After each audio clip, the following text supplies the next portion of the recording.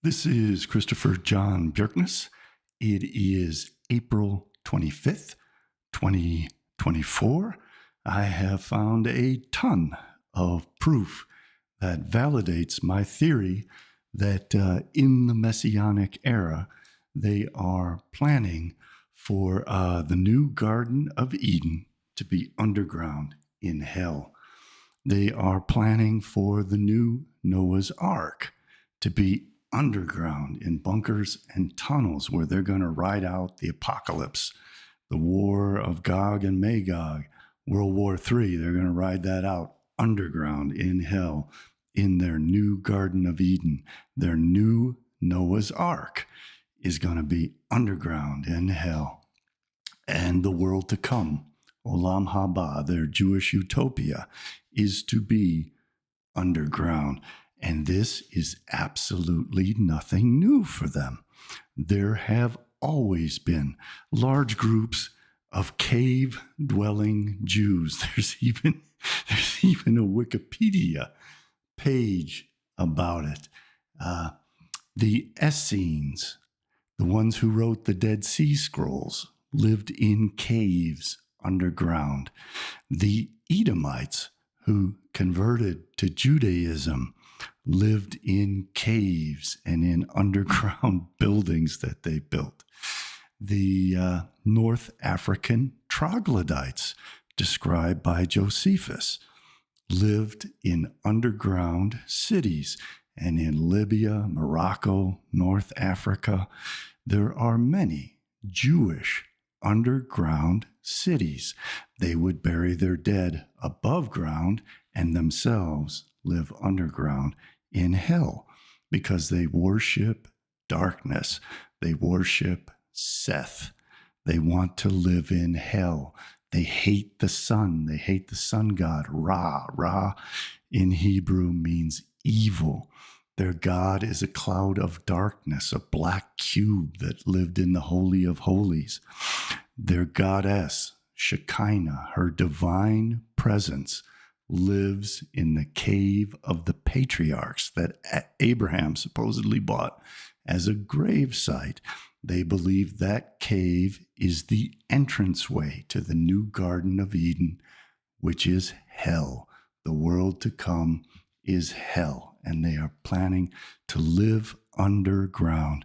There have always been large groups of Jews, cave-dwelling Jews who were troglodytes, and that's their goal. The Turkish Jews, the Karaites, the Khazars had their temples and synagogues underground and in caves. There are Karaite synagogues in Istanbul and in Israel that are underground. All their synagogues are supposed to be underground because they worship darkness. They hate the sun. They want to get away from the sun. That's why we see geoengineering trying to block out the sun. Very recently, we have underground synagogues built in Israel. There is an underground synagogue beneath the Wailing Wall, the Western Wall, beneath the Temple Mount, where they're going to build their third temple to Satan. They have constructed an underground synagogue. This is satanic. Worshiping their gods underground is satanic. Shekinah is the female aspect of Satan, of Seth, androgynous Seth. In their train stations, they have the deepest underground synagogue that they built relatively recently. But underground synagogues are nothing new. As I'm going to show you, there were underground synagogues throughout Europe during the Middle Ages. And this spills over into Christianity. You have Jesus being resurrected into the afterlife in a cave. Christians built churches in Ethiopia, Rome, and throughout the ancient world, underground in caves and catacombs. They would hold their secret meetings in caves and catacombs. There's Christian graffiti throughout caves and catacombs, and in Ethiopia that to this day there are underground Christian churches. So the Abrahamic faiths are inherently satanic. They despise the sun god Ra. Ra is called evil. They utilize lunar calendars as opposed to the solar calendars of the Gentiles. The God of Israel appears repeatedly throughout the Old Testament as a cloud of darkness blocking out the sun. The Egyptians were cursed by blocking out their sun god, Ra. They want Seth to rule. They want to live underground. They want the tree of knowledge to take the place of the tree of life by flipping over creation so that they live in the darkness, in caves, underground. We see this in Kabbalistic science fiction, for example, of the socialist H.G. Wells in his book, The Time Machine.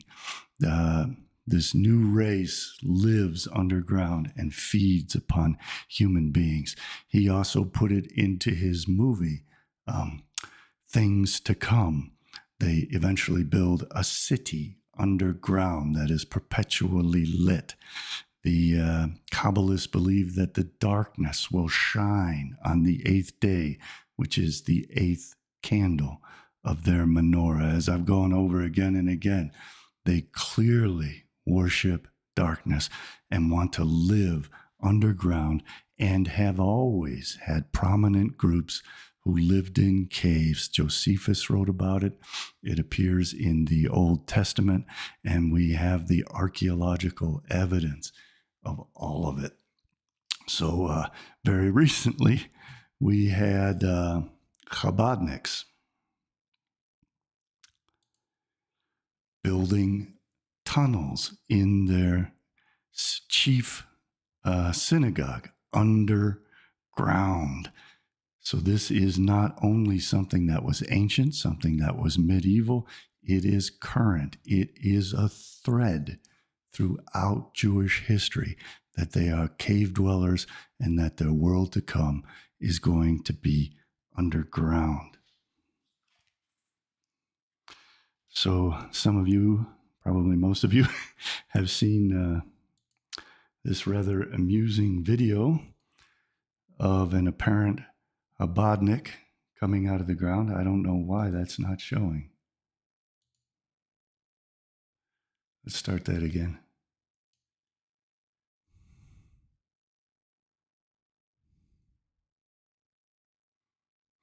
So there he is, escaping from the storm drain, and they had a whole thing where they built massive tunnels underground.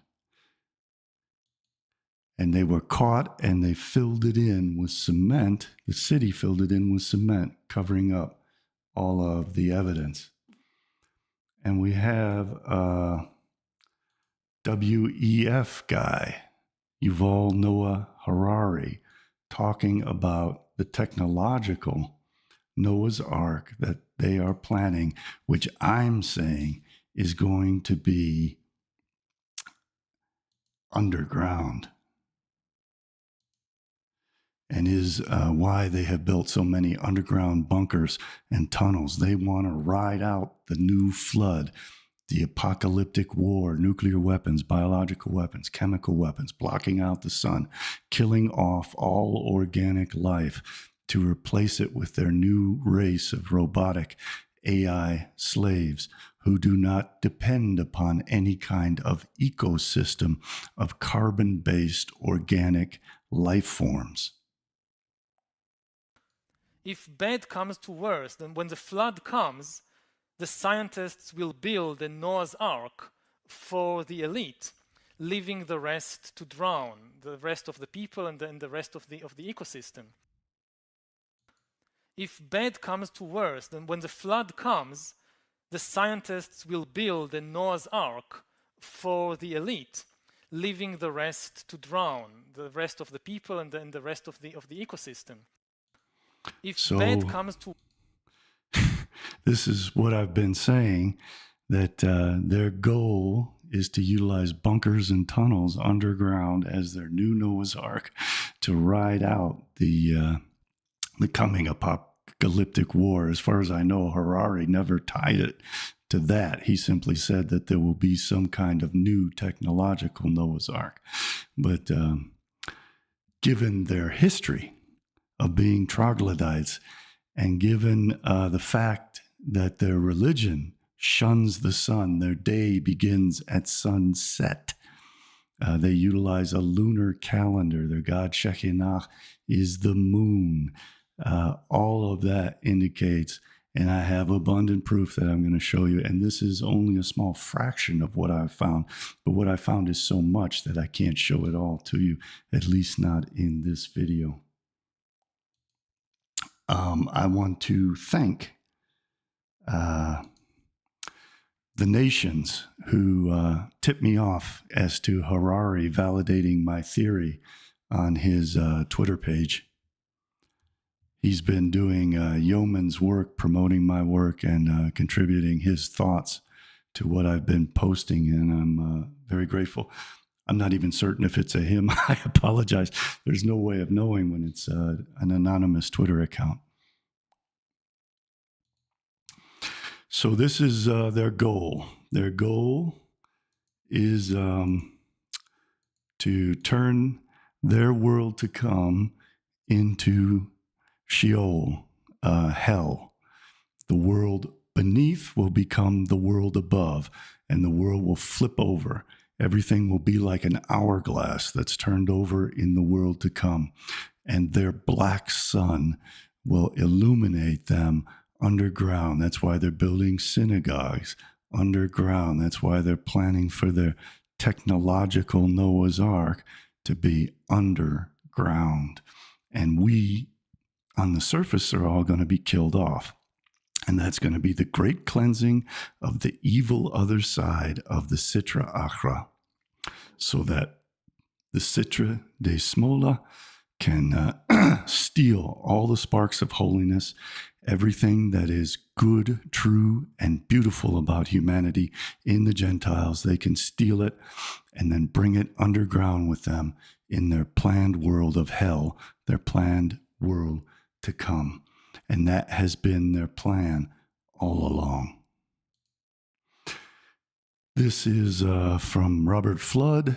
It demonstrates that the tree of life in our world is actually the roots of the tree, and that the branches and leaves will eventually be the kelly pot that flips over and becomes the top when in the world to come, everything is reversed. The black sun illuminates them.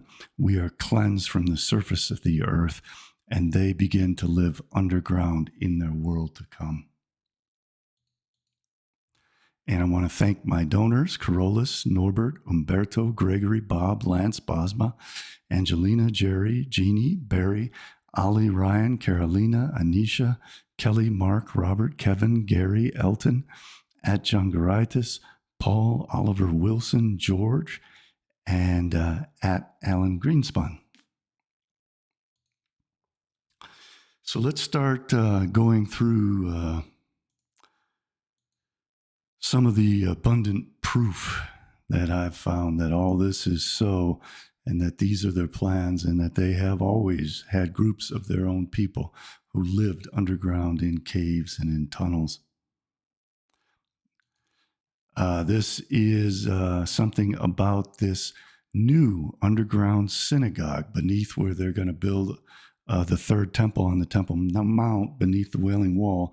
They have constructed a new synagogue that they're very excited about. I am right now in a very special, secretive place. I am underneath the Temple Mount. And we are in this secret synagogue that is very rarely open to the public. It is the most gorgeous synagogue I've ever seen in my entire life. So this is a new underground underground synagogue in a long tradition of underground synagogues. There are tunnels throughout Jerusalem, beneath the Western Wall and throughout Jerusalem. I've read reports of Jews who wandered those tunnels seeking the divine presence.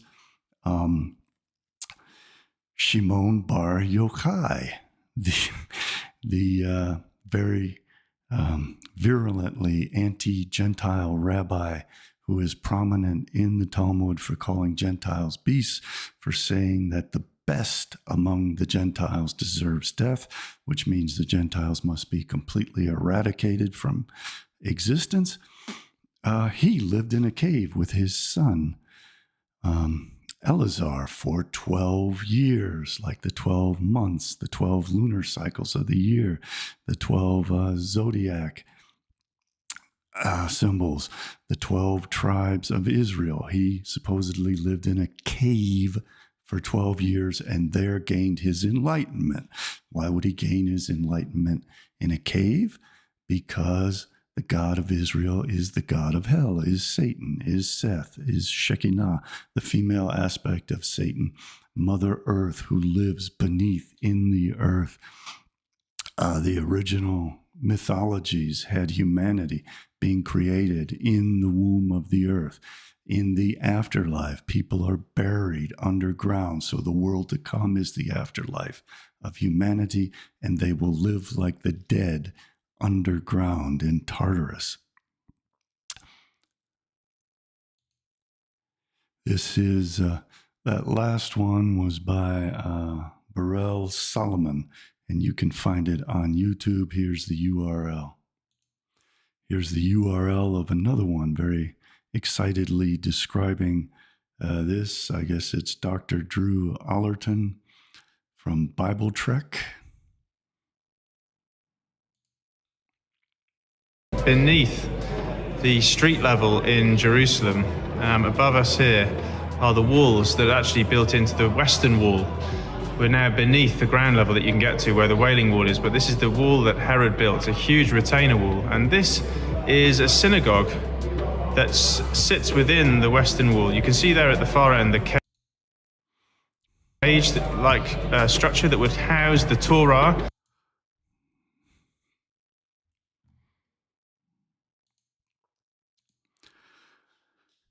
I don't know if it blows your mind like it does mine, but this is hellish stuff. This is satanic, building synagogues underground in the modern age. Really weird stuff, very telling of what their ultimate plans are and what they have always planned for themselves and for humanity. This is world's deepest underground synagogue. Connects material and spiritual. Chabad Lubavitch website. This is their underground synagogue.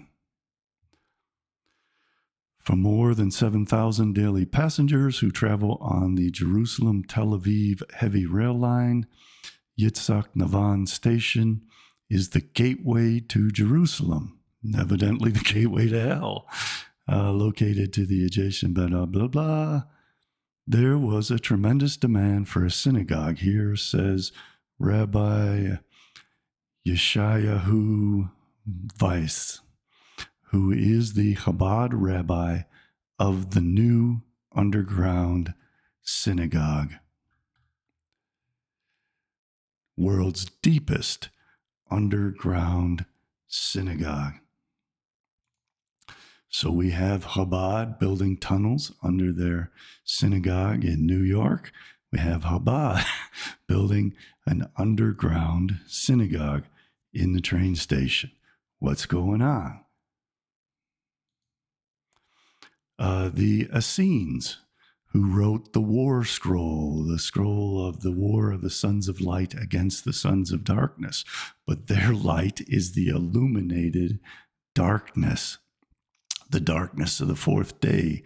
the darkness of the world to come, when the moon shines as bright as the sun, when they live in their caves underground as troglodytes, when humanity has been exterminated from the surface of the earth together with every other organic life form, except perhaps for herds of human cattle that they keep to feast upon in their banquet feast of the Leviathan and the Behemoth, as the Midrash describes, as I've shown in my previous videos, that they are planning to eat the Gentiles at this banquet feast, and they utilize the code words of Leviathan and Behemoth for the East and the West that will, in their plans, kill each other off.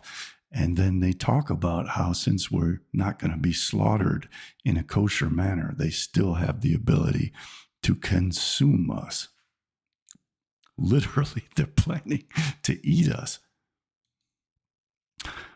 Josephus wrote about the Jewish troglodytes in the ancient world that eventually evolved into the underground Jewish cities in Libya, Morocco, and throughout North Africa. How the nation of the troglodytes were derived from Abraham by his wife Keturah. And they took possession of Troglodytis, the underground city in Africa.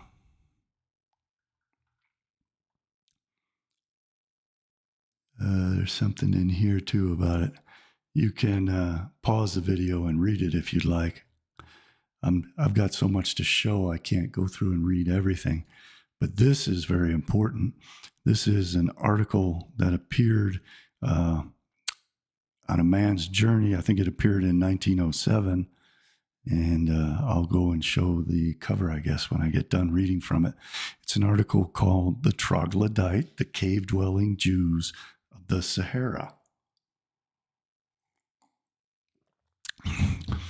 On August 16th, 1906, I commenced a 3-week excursion into the Tripoli Jebel. As a sandy desert must be traversed, this journey is particularly perilous during the summer season, but I could not let pass such a unique opportunity to visit the regions of ancient Libya, rich in Jewish souvenirs, and where Jewish institutions, which no European co-religionist had yet visited, subsist in prehistoric condition. After a camel ride of 2 days, I reached the mountainous region of the troglodytes of Garian. What a strange spectacle these fertile hills and dales present. Except some mosques and ruins, no trace of human habitation is seen in these regions, where the dead are found above the ground and the living in caves, which the eye can scarcely discover. These Jews had their dead above ground, and they lived underground in Sheol, in hell.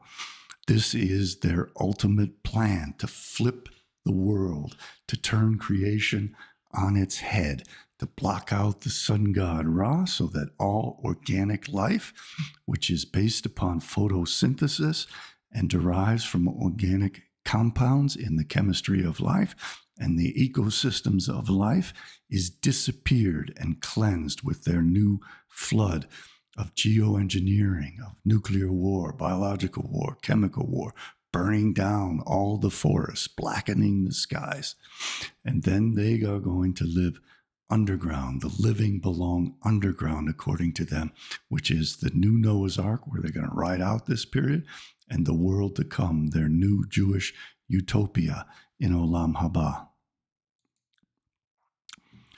No trace of human habitation is seen in these regions, where the dead are found above the ground and the living in caves, which the eye can scarcely discover.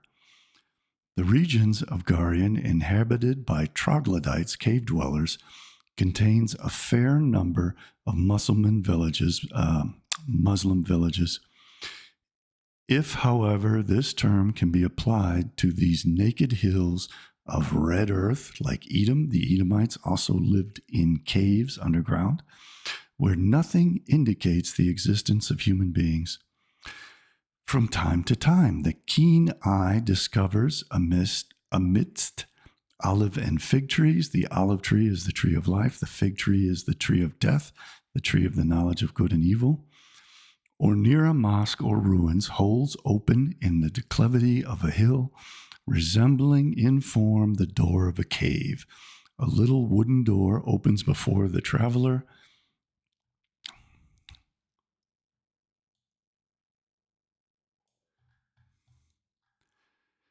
And he enters into a kind of dark and uneven gallery. They love the darkness, sloping all the way to traverse which safely practice alone is essential.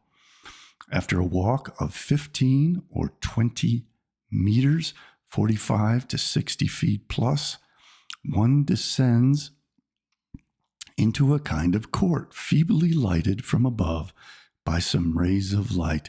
And in the underground synagogue in Marburg, Germany, the Jews protested when they opened up the roof to the light and built a glass cage over it to let the sunlight in. And I suspect the Jewish community protested because they want to shun the sun god Ra, and they don't want him shining in their medieval synagogue. Feebly lighted from above by some rays of light, there is the stable, which precedes the central court and which often serves as a workshop to the Jewish blacksmiths. Continually descending down into hell, there are probably 7 levels, like the 7 levels of hell.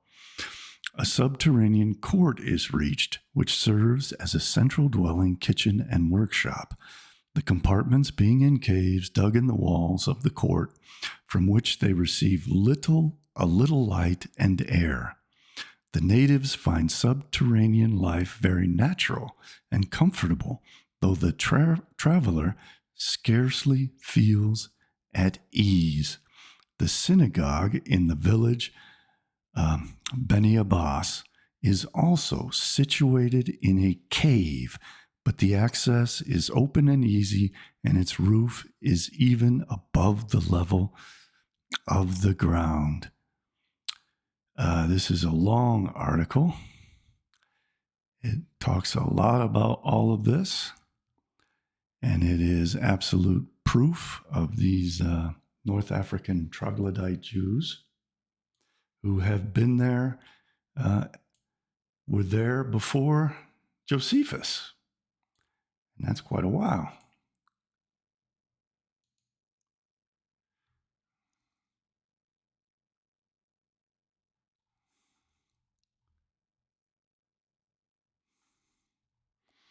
I'm just documenting this for anyone who's interested, or down the road, should it ever try to be covered up. That's the whole article. So in the Old Testament, it also talks about Jews living in caves. Judges chapter 6, verse 2. Because the power of Midian was so oppressive, the Israelites prepared shelters for themselves in mountain clefts, caves, and strongholds. This is the new Noah's Ark, is caves, underground strongholds, bunkers, tunnels throughout the world, in Switzerland, America, everywhere. All the major cities in America have massive underground tunnels. And I suspect, I have a gut feeling that if they're able to put in these anti-Semitic frauds, these neo-Nazis, into power, they are going to drive Jewish people underground into these tunnels and bunkers as supposedly their containment in the neo-concentration camps. But what it's really going to be is the new Noah's Ark, where they're going to ride out World War III, and all of us are going to be killed. And this will become their new Garden of Eden, and they're going to have their inorganic life forms be their new Esau, be their new soldiers and slaves and servants. And those robots are going to keep Gentile human beings as a cattle, as a food source, an organic food source in the world to come. And I know it sounds crazy because it is, but I have a lot of proof to substantiate all this.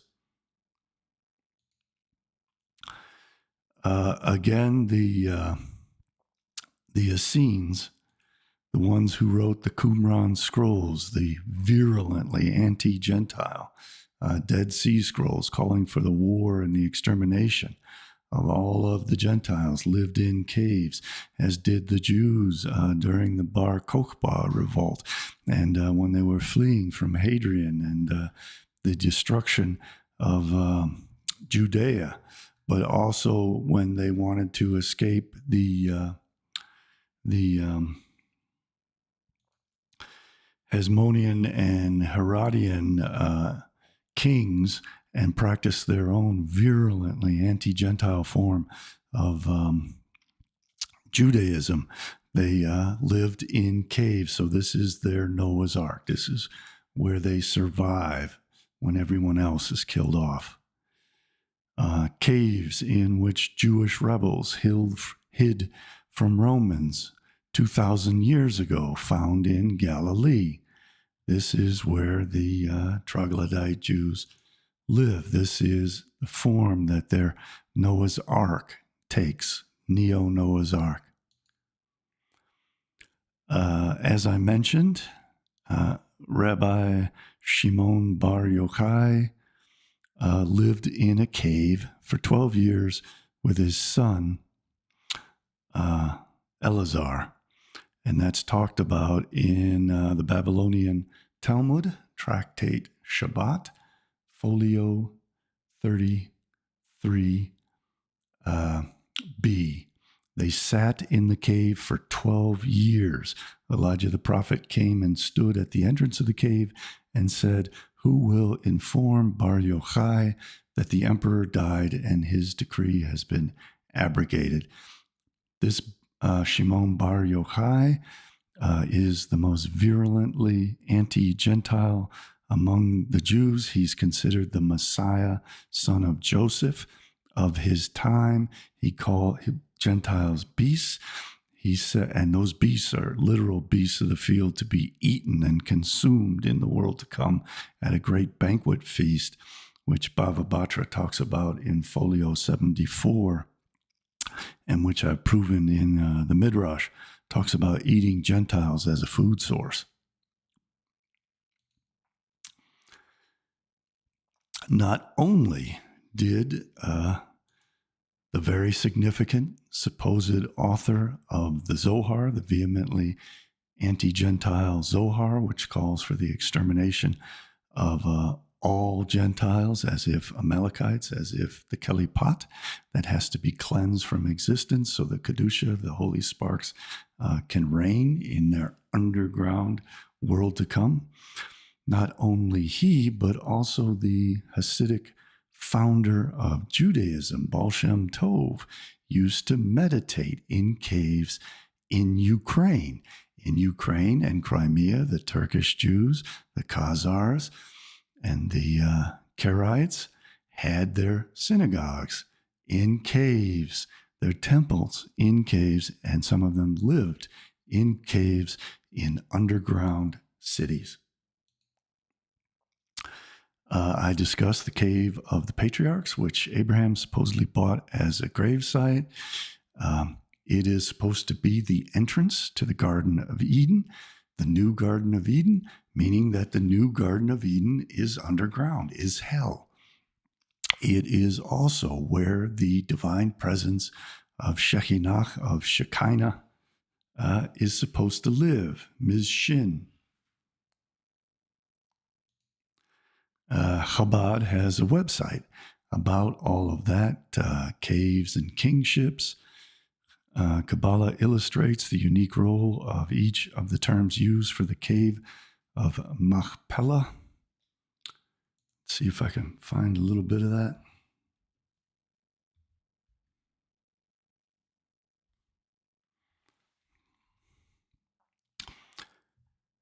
Abraham knew that the divine presence, the Shekinah, synonymous with Malkut. Malkut is the kingdom on the bottom of the tree of life. It's the world to come.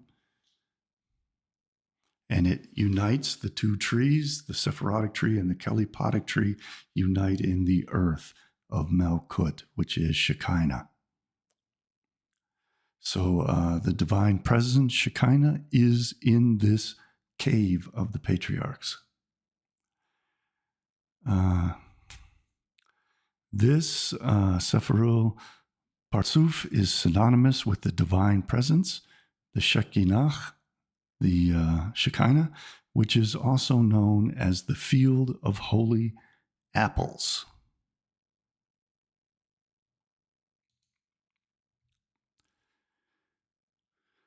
Inasmuch as the Machpelah cave embodied the divine consciousness of the Shekinah, which will be revealed in the future world, the patriarchs were buried there.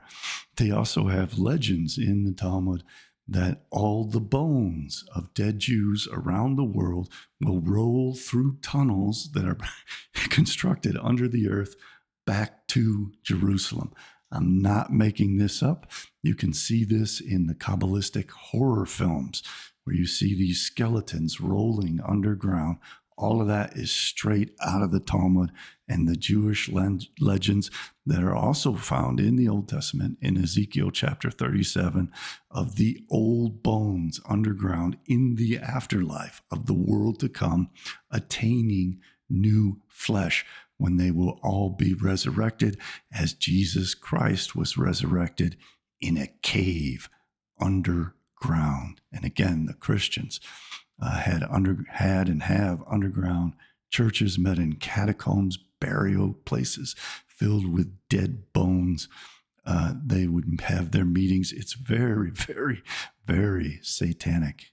And they had secret societies where they would use little black cubes as their little passcodes to enter into these underground meetings where they would worship Satan. The city of Petra has buildings carved into the rock. This was common in the area around which Jews lived, and the Edomites also had these same kind of underground cities built into the rocks and lived in caves, and they were converted to Judaism. Antipater and his lineage of the Herodian kings were Edomites. So these troglodytes entered in and mixed with the Jewish people, one of several lineages of troglodytes that found Judaism appealing and were brought into the Jewish family, the Jewish fold.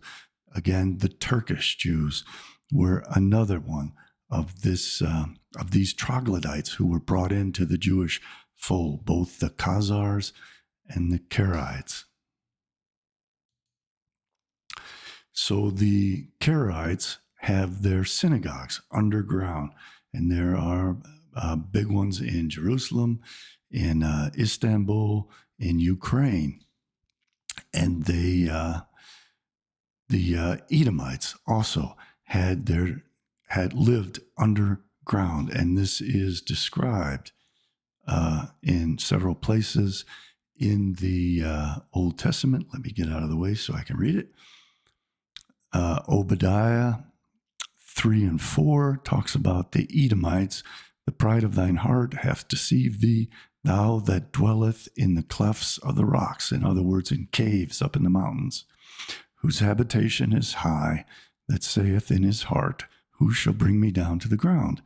Though thou exalt thyself as the eagle, and though thou set thy nest among the stars, in other words, in caves at the top of mountains, thence will I bring thee down, saith the Lord. And the chief of those mountains was Mount Seir and the Seir mountains in which the Edomites lived. And the Horites. Horites means cave dwellers, means troglodytes. So the Edomites were troglodytes, Horites, in their Mount Seir unto El Paran, which is by the wilderness. That's Genesis 14:6. Genesis chapter 36, verse 20. These were the sons of Seir, the hairy goat, the Horite, the cave dweller, the troglodyte, who were living in the region. These Edomites were cavemen, and they became Jews. They were forced to convert to Judaism, as Josephus described. 1 Samuel 13:6, when the Israelites saw that their situation was critical and that their army was hard-pressed, they hid in caves and thickets, among the rocks, and in pits and cisterns. Joseph was in a cistern underground. This is their Noah's Ark. They preserve themselves by living underground. And that's what their Noah's Ark is. That's what their world to come is. That's what their utopia is. And that's how they're going to ride out the World War III that they're going to impose on the rest of the world. So the Turkish Karaite Jews from Ukraine base their practice of building synagogues underground on Psalm 130, verse 1. Out of the depths I cry to you, Lord. And their Lord lives in the depths because their Lord is Satan, who lives in hell. This is a Karaite underground synagogue. It is the oldest synagogue in Jerusalem, is the Karaite underground synagogue. Karaite synagogue in Istanbul is also beneath the ground. The Karaite temple synagogue of Heskoi, located underground, as is the custom of the Karaites, testifies to the existence of this population in the city for many centuries. In 2009, during a memorial visit to Poland and Lithuania, I had the opportunity to visit the Karaite leader. Our group was received by representatives of this community. On the walls, the temple, there were stars of David and inscriptions in Turkish. These are Turkic Jews, witnessing the double origin of these Trakai Karaites who came from Crimea. There are underground cities and cave temples in Crimea, as I'm going to show. There are also Karaites in Poland, and it seems that their presence there was quite strong earlier. This is from the article, Long Live Jewish Presence in Istanbul. I looked in the guidebook, which mentioned 2 Knesset Karaite prayer houses. That must be these. But what are the Karaites? The guidebook briefly mentions them as a dissident Jewish sect. To explain, we need to go a long way back, all the way to an ancient and rather shadowy realm known as Khazaria. These are Turkish Jews, and Turkish Jews had underground temples, synagogues. Cultural landscape of cave towns of the Crimean Gotha. And those cave towns were for a time occupied by the Khazars, part of the Khazarian expansion.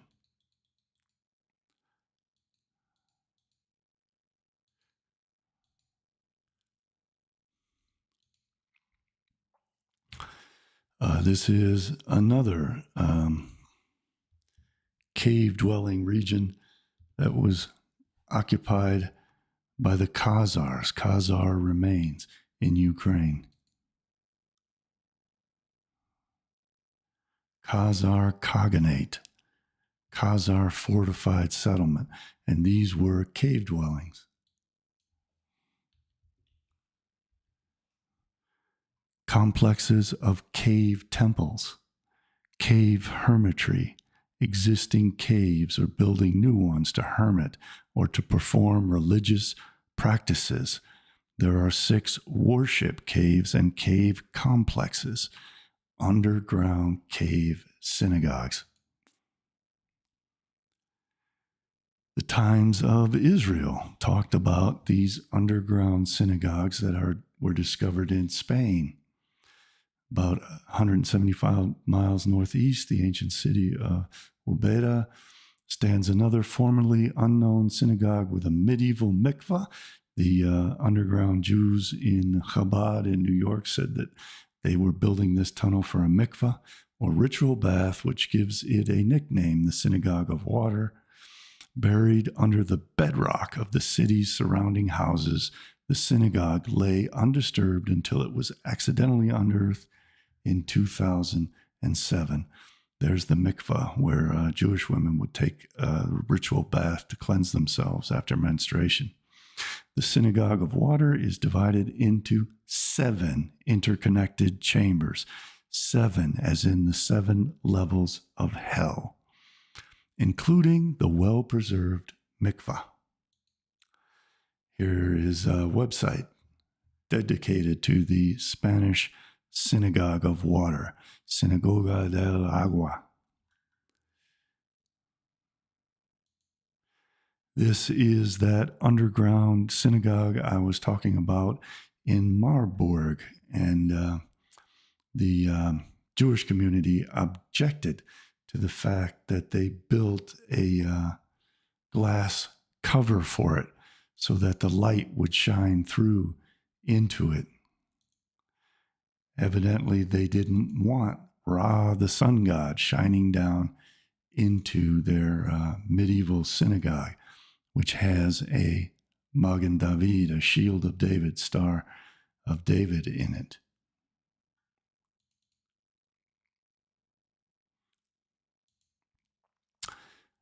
Here's a picture of the medieval synagogue in Marburg, underground synagogue in Marburg, Germany.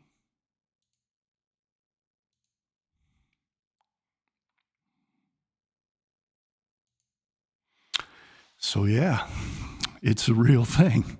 And yeah, I was right. They are planning to ride out the apocalypse in their new Noah's Ark underground.